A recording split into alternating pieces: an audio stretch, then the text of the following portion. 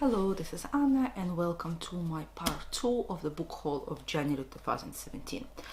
The light is getting dark outside, so I put the electrical one on, so if I look a bit orange and yellow tinted, then you know why. This entire book haul is basically me being influenced by the booktube, mainly by Steve. Every time I look at his bookshelves, or his book hauls, I just want to go and buy books. So the vast majority of this section is books I've seen on his channel, but I also got some books because of Olive. She's a huge influence as well, and Jennifer. I linked all of the channels down below, and then a couple of Russian booktubers, so the books have been translated into Russian. So I'm gonna start on the top. They don't go in any order, but if I remember I can tell you which channel influenced this one. So it starts with Robert Capa, Slightly Out of Focus. He was a prominent World War II journalist, and this book talks about his photographs, so it's a collection of his work. He went to Russia and Soviet Union. He photographed life as it was, so it's not really a book. It does have a bit of writing about his experience and why he wanted to do it, but mainly I purchased it because of the photographs. He reported for American newspapers. His photographs are really well known, so he basically explains the story behind the vast majority of his pictures. I've seen it on the Russian booktube and it was highly recommended, so I've purchased this copy. Right, we're getting into non-fiction. So the second book I bought, called World War I by Marshall, and I can't remember who mentioned this book. I think it might have been Steve. He said that was a good account, so I hunted this one down. It's a used copy, but it looks like new, and you know I do like early 20th century European history, so that is really interesting. This Mammoth Tome has also been recommended by Steve. He says it's one of the best accounts. It's called The People's Strategy, the Russian Revolution, 1891 to 1924 by Arlanda Fix. And there are several editions, and this is the one I liked because it's one big volume. It's a non-fiction, but I think it'll be very, very interesting for me to read. I'm really excited about this one. I do want to read it. So probably as soon as I finish my Poland, I will pick this one up. Although I do have Romanovas over there. Remember I said I want to read this one first? I do want to read this one, but now I have this one, and they're kind of tearing me which one I want to read most. But we'll see. It would be very difficult to read both in the same year. This one, the Urban Conquest, The Great Terror, a reassessment. It's the 40th anniversary edition by the Oxford University Press. I'm pretty sure I've seen it on Steve's channel as well, or it might have been Olive. So I thought I'll give it a go. It sounds really, really interesting. I can't wait to read this one. The clues in the title, so it talks about the terror in the 1930s, particularly 1935 to 1939, and Stalin's repressions against people in his own party, let alone everyone else. Everyone was completely terrified of him. And then I have Silence Was Salvation, Child Survivors of Stalin Terror and World War II in the Soviet Union by Kathy Fritzen.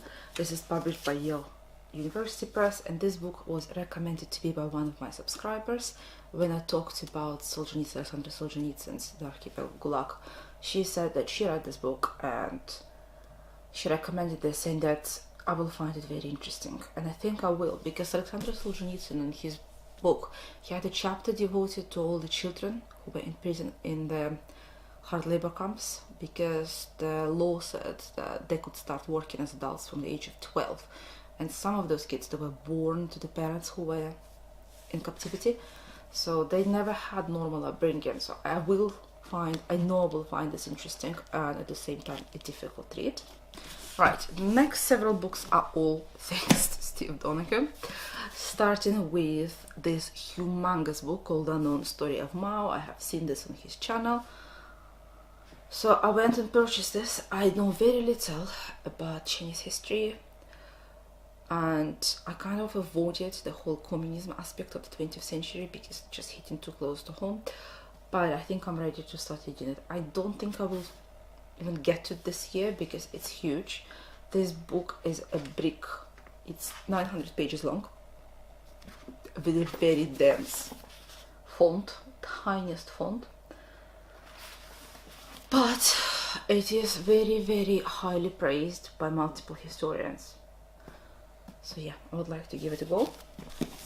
This book is something I've seen in Steve's, I think, west to east narrow shelves. He has the exactly same copy, and it's by Philip Gibbs, European Journeys.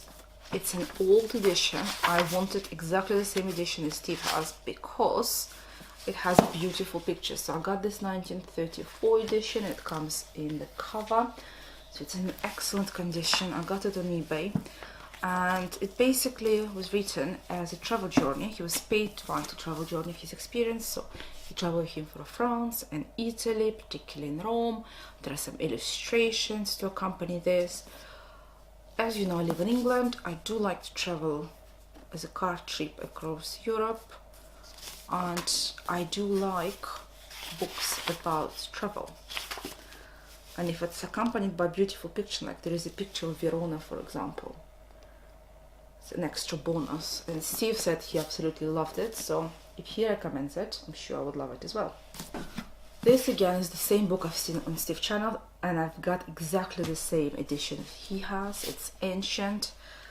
I don't even know how old it is. It's called The Days Before Yesterday by Lord Frederick Hamilton, who was working in Canada at the time. He was British. This was published in 1920, and this is the American edition. So it's basically a memoir, his description of how he finds life, and he's reminiscing on the days gone by, so in the late 19th century. And I got so intrigued by this that the seller I bought this book from on eBay, he had two more books in the same edition by the same author. One is called The Vanishing Pomps of Yesterday, or maybe that was the one Steve had. I think that might be the one Steve had. Yes, because he purchased it initially due to its title. He was intrigued by the title. Yeah, so that was the one Steve has, The Vanishing Pomps. And then the second one is The Days Before Yesterday. Love them. And then the third one is Here, There and Everywhere. They're all published at the same time, same publisher, so they all look the same, but I think one of them has been damaged. Yeah, The Vanishing Pomps of Yesterday has been damaged a bit, so I will have to be very careful while reading this, because the last thing I want is for the book to fall apart. But the rest of them are in much, much better condition. Honestly, I'm now not watching those shelf tours by Steve, because every time I do, it's a hit to my budget. I'm spending way too much in books, and every time I look at his shelves, like I want the entire library he owns. Right, the next three books I have purchased. I have one which I cannot pronounce. I've seen this on Instagram. It's called The Old Herbaceous. I cannot pronounce it properly. I'm sorry for butchering. The Story by Reginald Arkell, and I got the old edition that looks like this. I have seen it all over Instagram because, as you know, in Instagram during the month of January they were running A to Z authors. So this book has come up several times and intrigued me, and it's quite small, so I might actually get to it this year. Next two books are entirely thanks to the booktube. The first one is Sarah Moss, The Tidal Zone. That has been laughed on the booktube channel throughout the end of last year. It came up on so many people's best books of the year list that I just had to pick it up. You probably know the story, so I'm not going to tell you anything. It just been published last year, and everyone was obsessed for this book in November and December 2016.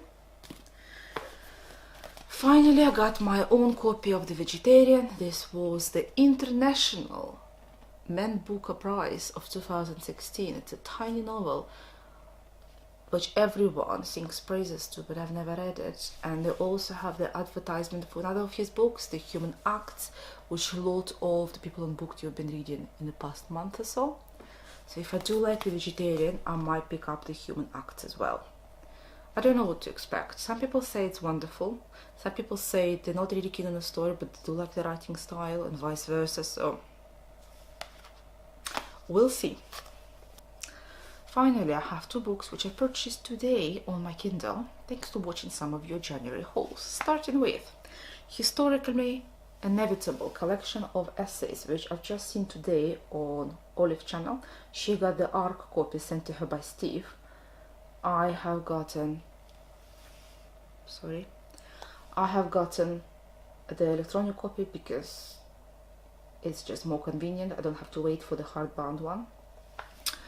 And the second book I purchased today after I watched Steve's book haul is Julian May's The Many Colored Land. This is book 1 in a 4-book series of the science fiction utopian.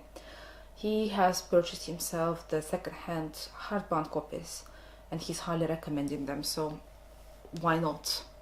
I haven't read that many science fiction books and I would like to, so I gave this a go. As you can see, I have purchased a lot of books this month, and this is part 2. There is a part 3 coming, which was my Christmas money presents. So they're gonna be nice, sort of Penguin Modern Classics, or I also got some vintage classics editions. Yeah guys, I hope you liked it and you will find some of these books inspiring to read. See you next time. Bye.